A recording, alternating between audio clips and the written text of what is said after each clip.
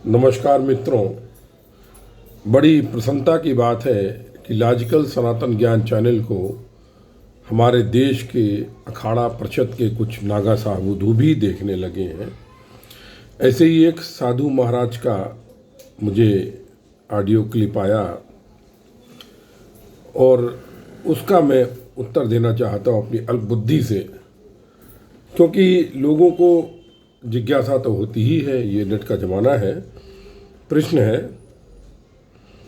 आपने बात की मर्यादा की, तो आपको अघोर पद पता है। इसमें आपको हर वो विभत्स दृश्य देखने मिलेंगे जो आप सोच भी नहीं सकते। इसमें कई ऐसी क्रियाएं हैं जो लाशों के साथ भी की जाती हैं। तो क्या अघोर पंथ भी वेदवाहा है? और यदि वो वेदवाहा है तो शिव जो स्वयं सबसे बड़े अघोरी है, वो भी आपकी दृष्टि में वेदवाहा हुए? जी बहुत बहुत धन्यवाद आपके प्रश्न के लिए। देखिए, जब हमारे वेदों का निर्माण हुआ था तो वेदों में एकमात्र जो क्रिया कर्म दिया हुआ है वो है कि आप यज्ञ करें। फिर वेदों के साथ में जब उस पर शोध आरंभ हुई तो उनको हम जैसे जानते हैं कि वेदों को मानकर जो शोध हुई और थीसिस लिखी गई वो उपनिषद बनी। जिन्होंने तर्क किया और जैसे रेखागणित निर्मेय प्रमेय किया वो एक तरह से शास्त्र यानी षट दर्शन बने। और उन सब की संक्षिप्त जो ज्ञान है वो द्वापर भगवान श्री कृष्ण में गीता में दी।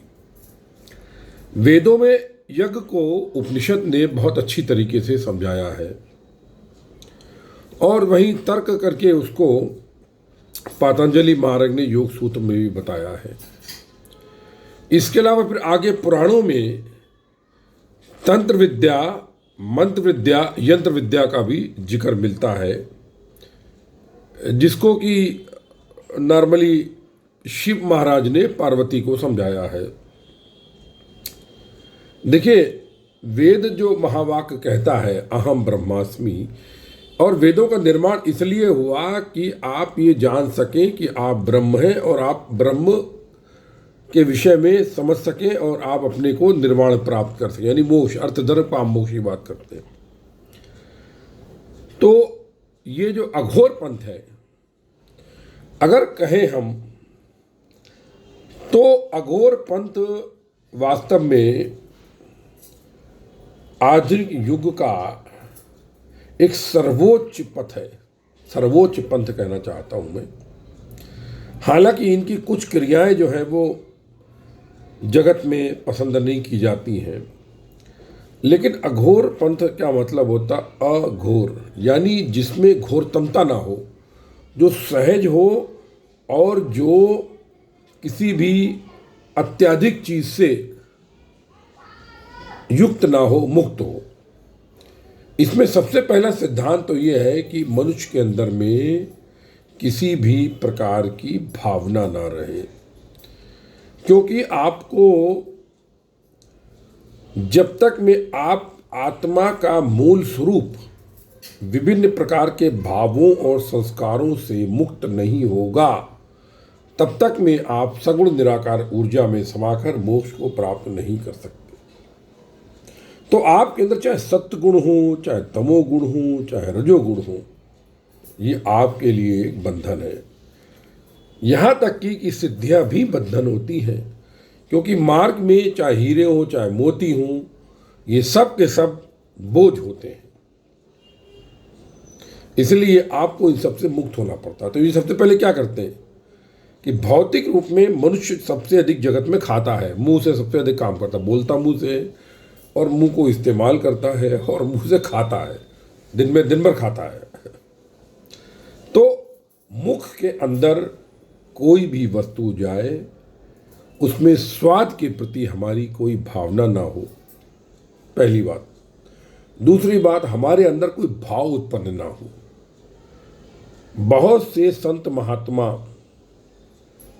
मृत्यु से पहले, यहाँ रामकृष्ण परमहंस ने अपनी मतलब क्या कहते हैं, एक तरह से शब्द ना इस्तेमाल करूं, मतलब गंदगी खाई थी। मृत्यु के पूर्व, ये चेक करने के लिए कि हमारे अंदर कोई भाव है कि नहीं। भाव विहीन व्यक्ति ही मोक्ष की परिकल्पना कर सकता है, सोच सकता है। तो अघोर पंथ में जो वास्तव में अपने जीवन को सरल बना देते हैं, मतलब कि हमें खाने के विषय में कोई सोचना नहीं, हमको खाने में कोई अपना भाव नहीं पैदा करना, कुछ वो जगत का व्यवहार नहीं पैदा करना, हमें खाने मतलब चिंता नहीं करना, क्योंकि कोई ना कोई तो मरेगा ही।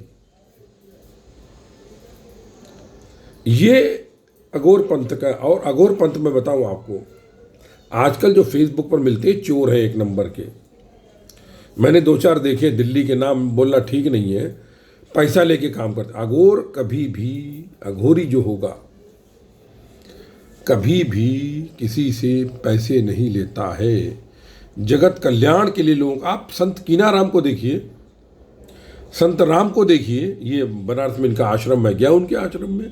कीनाराम का जीवन जगत कल्याण के लिए बीता था। संत कीनाराम बहुत उच्च कोटि के संत थे। संत रामलाल राम भक्त थे लेकिन अघोर थे बहुत, इसलिए उनका राम ही पड़ गया, वो अघोर पंथ के थे। उनकी कथा पढ़िए आप। तो अघोर पंथ को हम लोग जगत में बुरा मानते हैं क्योंकि वो मतलब शव के ऊपर अपना निर्वाह करते हैं। तो ये मतलब अगर आप देखा जाए तो किसी भी दृष्टि से किसी से छोटे नहीं हैं, और ये वेदवा नहीं है, बिल्कुल वेदवा नहीं। मैं इनको वेदवा नहीं मानता हूँ, क्योंकि वेदों में ऐसा कुछ नहीं लिया हुआ है। वो शिव तो अघोरी है, शिव तो औंघरदानी, वो उनका भी देवता। शिव तो राक्षसों का भी देवता है, हमारा भी देवता है। सत्यगुणी रजोगुणी तीनों का अधिष्ठान तो शिव है, काली उसकी शक्ति है। तो हम उनको कैसे वेदवाह कह सकते हैं? मैं तो नहीं मानता हूँ। ये एक परंपरा है अंतर्मुखी होने की, और अंतर्मुखी होकर के योग होने की, चित्त में आत्मा में वृत्ति का निरोध, यानी आत्मा में परमात्मा की एकात्मकता का अनुभव ये करने के लिए, जिससे कि ब्रह्म ज्ञान प्राप्त होता है और अंत में आप मोक्ष निर्माण मिल सकता है। तो अघोर पंथ को मैं वेदवा नहीं कहूँगा। हाँ, जो पाश्वाचार है, पाश्वाचार में जो लाशों के साथ कुछ क्रियाएं साधना करते हैं, उनको हम तंत्र शास्त्र में महत्व देते हैं, लेकिन उनको हम वेदवाह कह सकते हैं, क्योंकि समाज में ये जीने का तरीका नहीं है। तो आपने जो प्रश्न किया, तो पाश्वाचार जो है, इसलिए इसको पाश्वाचार नाम दिया गया। तो पाश्वाचार वेदवाह है, लेकिन अगर आप ये खा करके रह रहे हैं और राम राम कर रहे हैं, ये वेदवाह नहीं है, मैं समझता हूँ। हालांकि इसके ऊपर आप लोगों के क्या विचार हैं, आप लोग हमसे अधिक जानते हैं, क्योंकि आप लोग तो अपना साधु जीवन बिता रहे हैं, और आप लोग तो सन्यासी हैं, और आप लोग तो वास्तव में धर्म ध्वजा वाहक है। मैं सन्यासी वस्त्रों का बहुत प्रणाम करता हूँ, सन्यासियों को प्रणाम करता हूँ, चाहे वो अघोर पंथ के हों या किसी भी पंथ के हों, गेरुआ वस्त्र को भी पूरा प्रणाम करता हूँ मैं। तो ये, लेकिन अब ये जगत के लिए क्रिया है पाश्वाचार। अगर आपको उसके द्वारा मोक्ष निर्वाण प्राप्त होता है तो कोई बुरी बात नहीं, क्योंकि जो वज्रोली है ये तो योग का एक वो है, जिसमें पारा मतलब चढ़ाते हैं लोग। हमारे परंपरा में गुरु महाराज थे, स्वामी योगेंद्र ब्रह्मचारी तीर्थ जी महाराज, योगेंद्र विज्ञानी, उनको नाम का नटक विज्ञानी था। वो पारा चढ़ाया करते थे, 500-500 ग्राम चींटियों को मार कर जीवित करते थे शक्ति दे करके। और उनकी जो लिखी हुई किताब है महायोग विज्ञान, 1936 में छपी थी। उसके बाद जितनी भी योग पर किताबें ये सब उसी की नकल आई हैं। और वो जो महायोग विज्ञान पुस्तक के टक्कर की कोई पुस्तक है ही नहीं ज्ञान के बारे में। सारा कुछ शक्तिपात के बारे, सबके बारे में दिया हुआ है, श्लोकों के साथ, पुराणों के रेफरेंस के साथ।